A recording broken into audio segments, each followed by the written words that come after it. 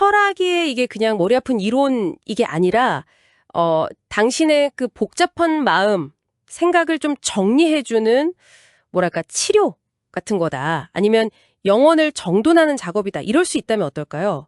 오늘 딥다이브에서는 바로 이 상당히 매력적인 아이디어를 좀 파고 들어보려고 합니다. 미래학자이시면서 또 링컨 리더십 연구소 총재이신 손동원 박사님의 논문을 통해서 살펴볼 건데요. 이게 미국 링컨 센터 세미나에서도 발표돼서 꽤 주목을 받았던 내용이라고 해요. 네, 맞습니다.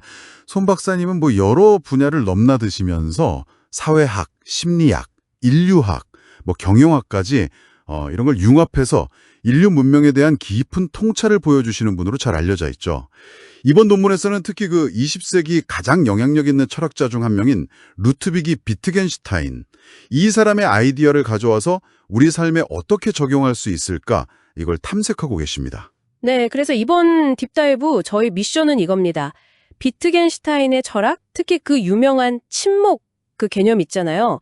이게 어떻게 우리의 언어와 삶을 정리하고 또 손 박사님 표현대로 영혼을 치유할 수 있는지 그 핵심 아이디어 한 5가지 정도로 명쾌 함께 뽑아보는 겁니다.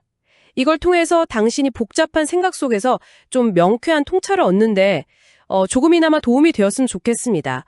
자, 그럼 손동원 박사님의 논문 속으로 한번 깊이 들어가 볼까요?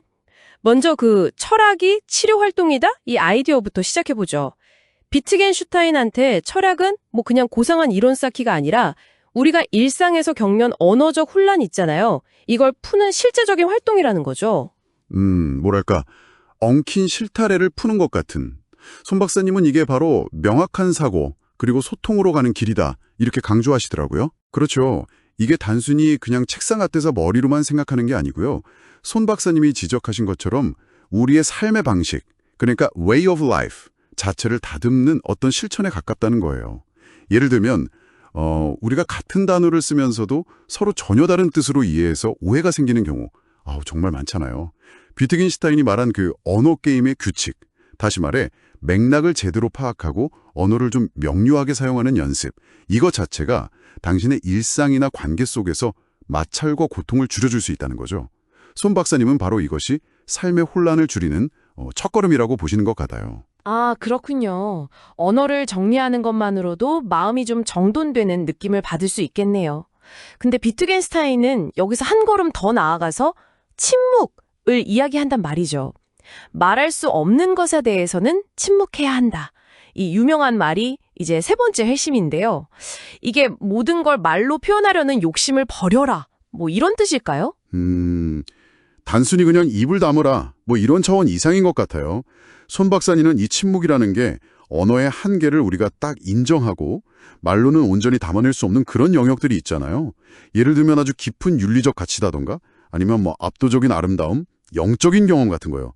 이런 것에 대한 어떤 경외심, 이걸 갖는 태도라고 해석을 하세요.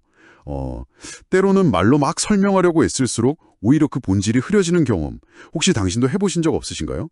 언어가 닿지 못하는 어떤 깊이를 인정할 때 오히려 내면이 더 깊어지고 정돈될 수 있다. 이런 이야기죠. 는 활동하고 또 언어의 한계를 아는 침묵. 이 2가지가 그럼 어떻게 좀 실용적인 도구가 될 수 있을까요? 이게 4번째, 5번째 핵심이랑 연결되는 것 같은데 철학이 결국은 삶의 도구이자 영혼을 정돈하는 작업이다. 뭐 이런 거죠. 네, 바로 그겁니다.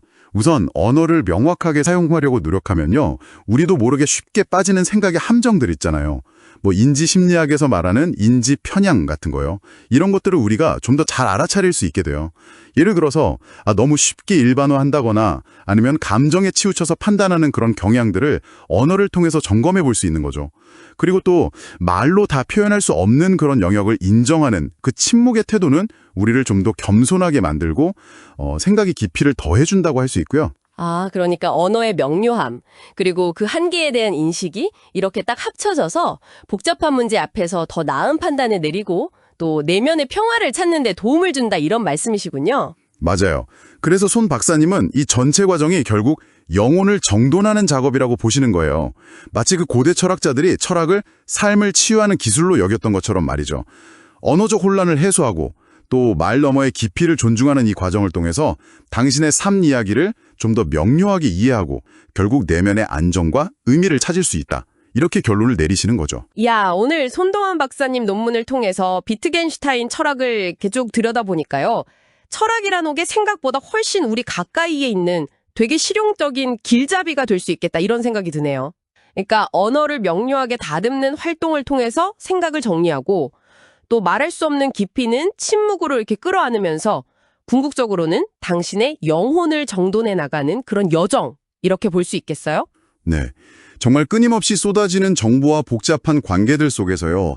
잠시 한번 멈춰서서 당신이 지금 사용하는 언어를 의식적으로 점검해 보는 것만으로도 어쩌면 삶이 조금 더 명료해지고 평온해질 수 있지 않을까요?